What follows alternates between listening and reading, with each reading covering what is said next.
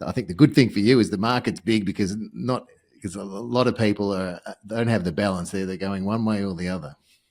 Yeah. Well, John, but I will tell you the difficulty of this, I think, is in two directions. Yeah. On the one hand, nobody ever told us how to do this. When we were all starting out to form our careers or to launch in the directions that we wanted to go, or started our business, or even started our families, nobody sat us down and said, "Okay, John, let me tell you how it's going to be. You're going to have a great time. It's going to be exciting and thrilling, but there's going to be stresses and challenges on you that are going to challenge you deeply, that are going to be hard for you, that are going to deplete you, and you're going to need a great plan so that you can put it all back in the tank, so that you can handle the challenges, the stresses, and keep going on this great dream that you." Nobody sat us down and told us this, and then showed us a plan of how to do this. Nobody showed me, Yeah. and so it we have to fill in that gap so that we can get competent at this. Yeah. And what I really believe is that we can get more and more skilled at taking vacations. We can get more and more skilled at replenishing that relational tank that we need, more and more skilled at unpacking the heavy emotional things. And the more skilled that we get at what we need to be at our best, the more and more we'll be at our best. And I think we can learn how to do that. But it's a challenge because nobody really told us how to do that. Yeah, yeah, I love the way you put it. And out of those 5 rhythms, is there one that you would say that people find the hardest or struggle with the most? I think they all sound wonderful and kind of lead to filling your tank, as you say. Is there one that you found that people struggle with the most? Well, actually, there's 2. You're right. Purpose, the one about purpose, receive, is really challenging. It's really hard to identify those places that inspire us. And I think that takes a little bit of thought and experimentation to ask, what is it that would kind of fire me back up? What would put some logs on the fire of my personal passion?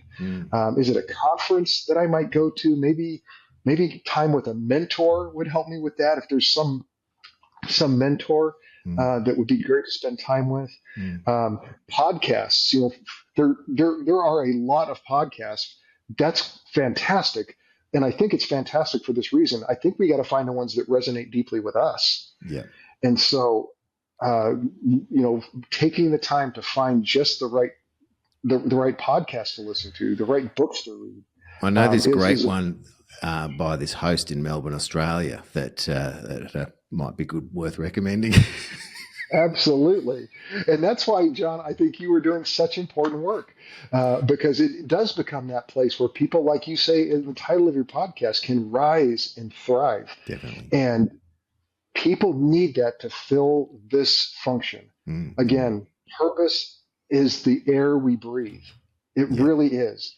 And the minute that air goes away, that sense of purpose goes away for any short amount of time, we get lost quickly. We get dizzy quickly. So it just reminded me before, because you said there's 2. We'll just stay on the first one for a second. It reminded me, I think that also might be why some coaching advice we often get is to have your purpose or your why or your mission displayed in writing so you can see it all the time. And so I think that will also lend itself to being mindful of your purpose, so you can keep your tank filled, because it does, well, for me anyway, it reminds me of why I do what I do. And it's like, oh yeah, that's right. and I'm excited about that.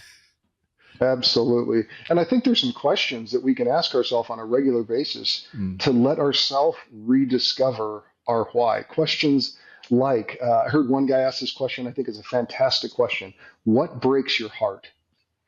Now that doesn't sound like that would lead you in the direction of purpose. It sounds like it would lead you in the direction of grief or sadness. But if you think about the things that break your heart, I would be willing to bet, John, that you have watched leaders struggle without inspiration, and it breaks your heart to watch somebody try to kind of languish on and not really finding what helps them to thrive in their work and in their life.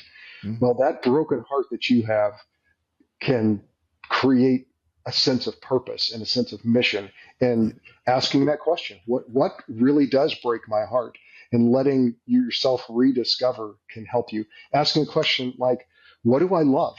What do I love seeing happen when somebody grabs onto their purpose, or when somebody makes a new discovery, or when somebody has a breakthrough personally. I just love when I get to be a part of challenging people in that, or I love getting to share new concepts with people. That love drives us in and it really fuels our purpose. So asking the question, what is it that I love, can lead us back to the things that actually fuel our purpose again. Here's a great one.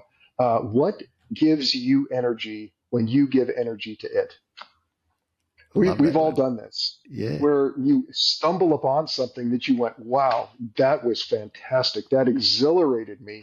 And what you did was you just put a little bit of effort into something. Maybe somebody invited you to go volunteer with them at the soup kitchen or something, or go help out with some kids' sports team or something like that. And you came away from that going, "Oh my gosh, that was exhilarating." We gave energy to something, and it gave us energy back. We should pay attention to that, because we could discover new things around our purpose with questions like that.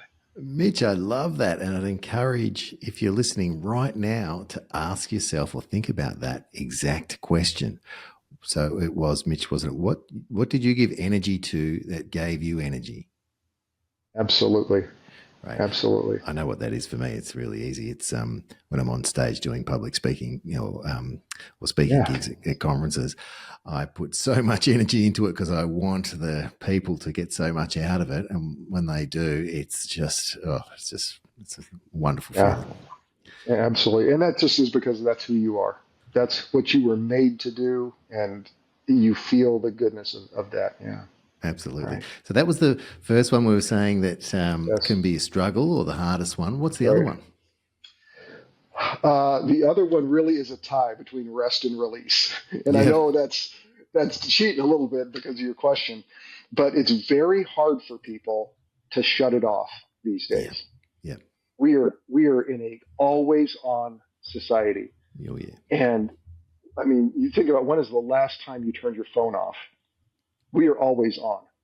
And we think we can do just what our phone, we just replug back in for a little bit and off we go. We need times that we're off, and we need to be very conscious of times that we are on.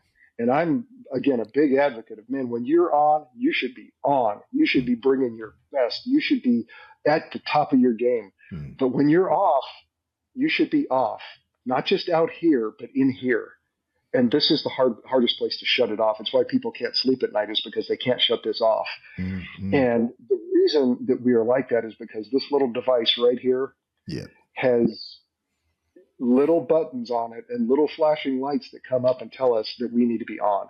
Yeah. And so we really have to make an intentional effort to be off. And that's really difficult in our world. And that's why I coach people to carve out these periods of time and get Mm. used to saying, I'm off. I'm Yeah. not on. Yeah. I'm off. Yeah. Uh, so that, and then release is hard, because it's vulnerable to say, I'm Mm. carrying a heavy load, and it's tough. Yeah. And to find the right people to do that with is really important to do. Some executives, you can look around and you can't talk to anybody about some of the things that you're carrying. You can, but you have to really find the right people. Mm. And Mm. so investing in the time to find the right people so that you can unpack those emotions that you're sensing. How do you, as a senior leader of an organization, walk into a room and say, I'm really afraid of what's about to happen? I think we should be able to do that. I think that's a great way to lead, honestly.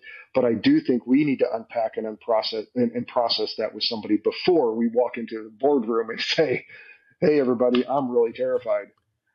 We should have Yeah. worked through that a little bit before we go there. Yeah. Yeah, and there'd be a way to frame that so you can still be authentic and then be responsible for your communication. I'm sure, and I think we've all seen leaders where that authenticity comes through. They've got that balance really right between being their true selves and being Yeah. authentic, and then being responsible for their communication. So, I hear what you're Absolutely. saying. Yeah. Um, And so those are really a tie for second, and they're yeah, really both very challenging to find the right kind of places for that. yeah.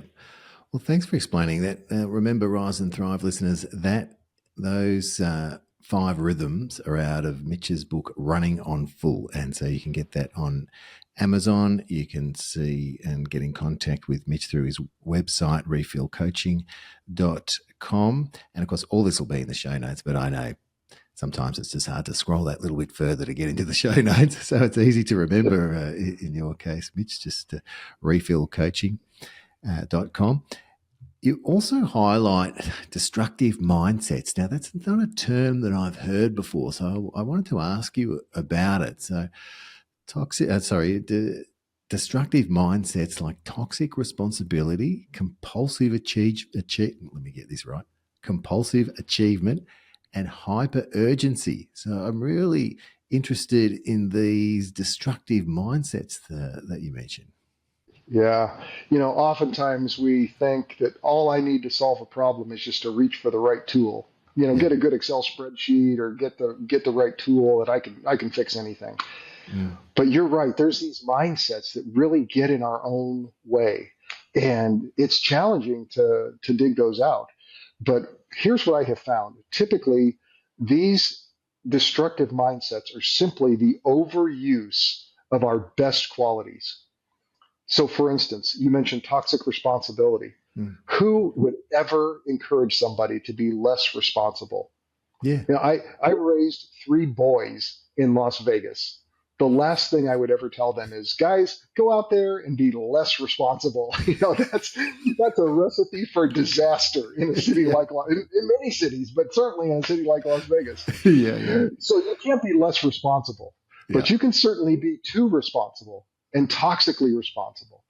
And I just found that responsibility, if we're not careful, can become this ever tightening knot where this very good quality gets overused to our own personal detriment.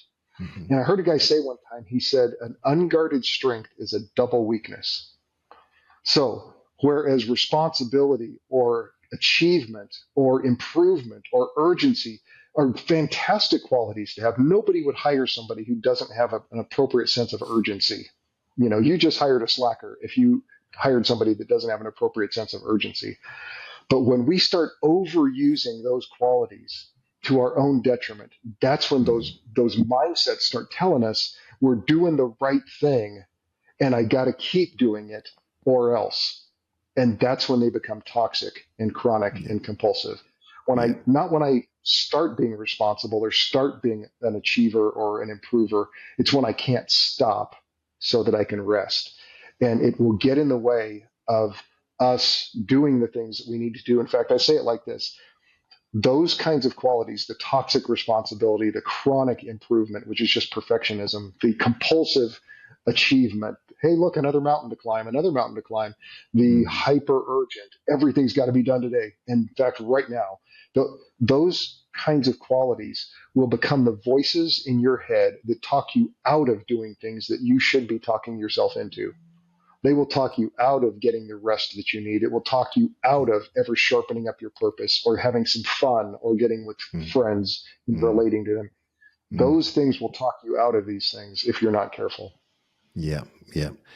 Thanks for explaining that. That makes a lot of sense because, I was initially, like you were saying, going, how can you, what's toxic responsibility? Because we always hear you need to be responsible for your actions and for how you are in the world and how it affects others. But I understand what you're saying. It's when those things stop you from refilling your tank, that's when you need to have a look at them and see there might be something missing. Have I summarized that okay, or is there a better way to do it? Yeah, no, that's great. That's exactly right. And again, you're exactly right in saying that they are mindsets that we have. We have convinced ourselves of this story. If I don't, then it won't, and it will be my fault, and I can't live with that. We've Yeah, right. convinced ourselves if I'm not the most responsible person in the room, then something bad is things will not happen like they should happen, and it will go catastrophically bad, and it will be my fault, and I can't live with that. Or if I Yeah, don't keep improving this thing, or if I don't keep achieving, or if I don't keep driving this thing as fast as it can go, if yeah, I don't, then whatever's supposed to happen won't. And yeah. it'll be my fault and I can't live with that. And so that story just drives us into the ground. Yeah. It does, and it does, and I think we can all relate to that in some way, shape, or form because we've done that before. We've lived that story. We've filled in the blanks that you've given us Yeah. there, and I know for me, because it's a feeling you get. It doesn't feel right when you're like that, and for me, I try to notice that because it means that I'm not bringing playfulness and fun to what I'm doing. Yeah. And Yes. I have to stop and say to myself, there's a common technique that some people use. Will this matter in 5 years' time? That's a great one to Mm. give you some perspective. But I have one of my screensavers is a picture of a faraway galaxy, and I think. And I love that because it gives me so much perspective. I go, I'm really concerned about the fact that I don't know, whatever it is I might be concerned Wow. about. I'm late for editing the podcast episode, or whatever it is. And then you see a picture of a faraway galaxy, and you think, well, what I've got? What this little speck of dust in the universe?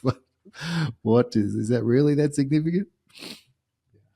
Yeah, and those are the kind of things that help break us out of those mindsets. You're Yeah, exactly right. To find some perspective, to yeah, see things for what they really are, to ask the question, what really matters mm, right now? mm, yeah, And to try to take a breath, to back away. And John, this is the challenge of this whole thing. In fact, I think this may be the challenge for people that live in the world today. I mm, thought it was just a problem of people in the United States, but the more I've talked to people in different parts of the world, this is the problem everywhere, and it's this one word: speed. We are going so fast mm, that pausing for a minute to recognize what's happening to us mm, is like almost unthinkable to us. Like we almost can't fathom taking our foot off the accelerator, yeah, to pause for a minute and to yeah, reflect. yeah. I have this friend that says we don't learn from our experiences. We learn from reflecting on our experiences. But reflecting on our experiences takes time to Mm, pause and to mm, slow down mm, and and to notice and to be aware. mm, This whole thing is about self-awareness. Am I aware of my true north, my best, me at my best? Am I aware of what that feels like so that I can aim in that direction?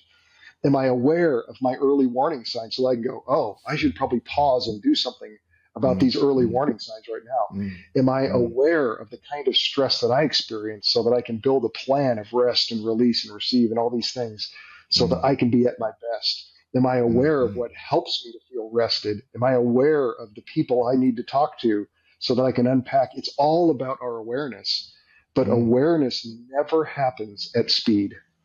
Awareness only happens when we slow down and pause mm, and take the time to notice and to see what's happening, to see what's helping, and then to put a plan together so that we can show up at our best. And um, if we go, there's nothing wrong with going fast. I think we should be able to go fast. Again, we're back to the Formula One car. We should be able to go fast, but we should be able to go fast because we have carved out intentional and helpful times to pause and to reflect and to get mm, the things we need so that we can go fast. I mean, yeah, you think about it. If I'm going to go 150 miles an hour through the city streets of Las Vegas in a Formula One car, I want to know that somebody has checked that thing out to make sure that it's running at its optimum before I put my life in its hands. mm, And I mm, think with our life too, before we haul off running 1,000 miles an hour into our leadership or our life or all the things that we want to get to, maybe we mm, should pause to make sure things are running right in here so that we yeah. don't end up in a crash. Well, such wise words, Mitch, and reminded me in some of the ways of working teaching that I've done in organisations, one of the most powerful ceremonies or practices is a retrospective. So every couple of weeks, Mm, everyone sits down, we write down what's working well, what could be doing better, and we reflect back on the last couple of weeks so we can improve. And it is the most powerful activity a team can do. But it is also the one that they usually don't want to do because they think it's separate from the work they're doing. Oh, I've got to take time out of my work to do this. It's actually part of the work and does help you learn and grow, because you are, as you say, stopping to try and get that awareness rather than letting all that gold go past you and just moving on to the next thing. Yeah. Yeah. I heard a guy say one time, if you want to do anything better, take your time. Love it. And that is a pretty good rule.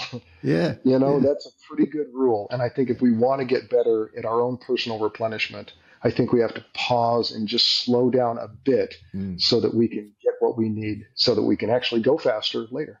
Yeah. Yeah. And you mentioned a few times the true north. Now, I understand from what you've said, that's being the best version of yourself. And I love that way of being. And the question that I ask myself, and I'm sure yourself and our listeners ask themselves sometimes, is, what would the version of my best self do right now? And it's such a powerful, powerful question. And that version of your best self, obviously, big part of the book as well, and you call it like the true north. Yeah. Yeah. And it's funny, John. I think the reason that we have to ask ourselves that question is because we don't experience that very often. I think the reason that we have to ask is because we're not experiencing that. And we have to go, what? Remember how that used to feel when I felt at my best? What would that person do? Instead of saying, I am at my best. So how am I going to handle this now? At my best. And I really do believe the reason I call it true north, these qualities that describe us when we're rested, when we've got wind in the sails and fuel in the tank, that kind of experience. The reason that I call it true north is because they become a guide for us. We know those qualities, and then we begin asking this question: like, what would I need to do to be that all the time? Like, what would I need to do to be that 80% of the time? My goal for myself is to be an 80% of the time. Nobody's perfect. There's challenges in life that are going to drain us and all this. That's just life, right? Yeah. But if I could be at my true north 80% of the time, that's pretty good. And so it just causes me to ask the question, what would I have to do to be that? And so for me, I've identified when I am joyful and happy and when I am peaceful and calm, those are my true north. And so there'll be times when I'll be tired and I'll be worn out and I'll think, what do I need to do to head in the direction of joy and peace? What would I have to do? What would cause me to feel more joyful and peaceful? So as I'm facing like a day off where I've got some time and I know that I need to be back on the day after, what would I do during that day off that would head me towards that true north? And I've had done this a couple times in the last couple weeks. Travel schedules and things like that are tiring, but I've had these days off planned, and I went, I know what I'm going to do. I'm going to grab one of my sons who loves to play golf, and he and I, we share a love for golf. We're going to go out and play a round of golf together. Yeah, perfect. And there's part of me that's going, yeah, but you don't have time for that. You got to go out and take care of the yard, and you got to do some other things. You got I know, I'll get to those, but it's more important that I come at life joyful and peaceful, because when I'm those things, I can do so many things. I'm so productive when I'm that. And so I prioritize that, go out and have that round of golf with my son. We have a great time together. And then the energy comes back, the motivation comes back, and then I can go tackle all the other things that I'm doing. But true north becomes this guide for us. And so I think this, if we can develop an emotional muscle memory around our true north, remember what that feels like. Not just what the words are, but remember what that feels like. Yep. What did you feel like when you came back from that great vacation? Or what did you feel like when you woke up in the morning after a great night's sleep? Or you have this great creative session with yourself, or this great personal retreat kind of thing. You come back just energy. Like, what does that feel like? Remember that. And then begin to put a plan together of rest, release, receive, recreate, and relate to get you that. And those qualities become our guide for the plan that is going to get us there all the time. I love it, Mitch. I love it. I could talk to you for ages. We are getting a little bit short of time, but I did want to touch on a couple of other things, and there's a couple of questions I ask every guest, and we'll get to that shortly. But just in terms of your book and your wisdom and what you help people with, when I was doing my research and I've heard you kind of say we rarely drift in a good direction. We drift towards depletion. It really kind of hit home there in terms of if you're just a buoy, or as you would say, a buoy in the ocean bumping around at the mercy of the wind, are you really going to get to where you want to go, or are you going to really feel fulfilled? And I just wanted to talk to you about that a little bit, because if there's listeners out there that are feeling like they might be drifting or they might not have that direction or whatnot, I think what you have to offer could really help them. Yeah, I think you're right. We it is true. We don't drift in good directions. We always drift into trouble. We drift towards the rocks, and it's important to come at these kinds of things with the same kind of intentionality that we would use for anything that we want to do to improve ourselves. If I want to get in better shape, that would require some intention around what I eat and a plan for exercising and going to the gym or whatever I need to do to be physically in shape. If I wanted my business to be more successful and say double our revenue this year, well, I would require a plan. What the old saying in business is, hope is not a strategy. I could hope I double in revenue, but that's not really a strategy. And I think a lot of times with this, we kind of think hope is a strategy. Man, I hope I feel better next week. I hope this gets better. I know things have been tough and it's really been depleting, but I think next month will be better. Well, that's just hoping. And I think this kind of thing requires the same kind of intentionality of a plan. In fact, James Clear, I love his book, Atomic Habits. Yep. And you probably mentioned that before. He says this one line, and it stopped me in my tracks when I read it. He says, "We don't rise to the level of our goals. We fall to the level of our systems." And when he said that, I'm thinking, oh my gosh, he's so, in fact, he even said goals almost don't matter. And I thought, goals don't matter? And he said, think of your favorite sports team, your favorite hockey team, or your favorite, baseball team or soccer team or whatever. He says, or football team, right? He says, how many of those teams in the league had the desire to win the championship last year? How many of them had a goal of winning the championship? And you think, well, probably every one of them. Everybody had the goal. Everybody wanted to. Nobody got into, the rugby match thinking, I hope we come in fourth. That's my goal. Like if we can lose like several and then just come in fourth, great. I'd love it. No, we all want to win the championship. Yeah. It's not the goal that matters. It's the system that gets you to the goal. That's what makes the difference. And it's same is true with us. Everybody has the goal of being at their true north. I've never had anybody say, John, what I want to do is I want to get up and see how pessimistic and how foggy I can be and how grumpy and how, nobody says that. Yeah. But we end up there on accident because we don't make the intention of ending up anywhere else. Yeah. And so if we put a system in place like this that can help us move in the direction of the things that we want, our true north, it causes us to not just trust the drift, because the drift will never get us there. Intention will get us there. But the intention, I will just tell you from my personal experience, whatever energy you give to this, it will pay off. It will be so worth it. It might not help you right away, but the more you do it, it will begin to help you over time. And you will be so glad that you took the time to care for yourself. Mitch Harrison, absolute gold. And I say your full name so people can know if they want to Google you. Mitch Harrison, it's spelt how it sounds.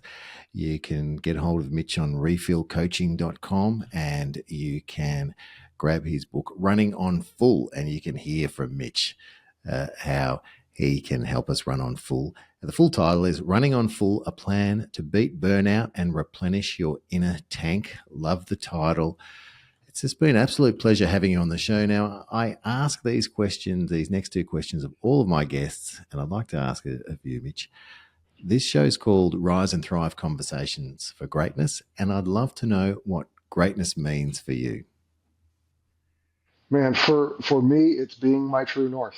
It's having the people around me experience me in the way that I'm at my best, in the way that God designed me to be, in the way that I am made to be at my best. When when other people are experiencing that for me, I think that's true greatness. I had a feeling you might say something along those lines because in the context of our conversation, thank you. That's awesome. And we have a Rise and Thrive Conversations for Greatness Spotify guest playlist. So this is every guest gets to pick a song. So it's exclusive to the guests, but the song is that I'm going to ask you to refer to is something that you might put on to give you a bit of energy, to pump you up. So if you ever need that kind of boost, what would be that song, your go-to song? Oh man. Wow. Gosh, let me think about that. Uh, I there is a great old R&B song by Earth, Wind and Fire called Shining Star. Yep. And it's Philip Bailey and Earth, Wind and Fire singing about how you're a shining star no matter who you are. And that just inspires me to think that there is something great in all of us. You know, that God has put something great into all of us. And a lot of times it just gets covered over by the difficulty of life. And life can be challenging. I hope you don't hear me denying that. It can be challenging. But that's why we need these kinds of things so that we can get beyond those things that are challenging and begin to experience those things that are just truly good and great, that we all get to experience being that shining star that we could be. Wonderful. That's going on the playlist. That is absolutely perfect for the playlist. I want to thank you for your time today and your wisdom and what you do for the world. Mitch Harrison, thanks for being on the show. John, thank you. Thanks for joining us on Rise and Thrive Conversations for Greatness with John Merkus. Remember, you are loved, you are worthy, and you do matter. Embrace the journey of personal growth and motivation. Let's go out there and do something great. Follow or subscribe for more insights and inspiration every Tuesday. Until next time, stay awesome.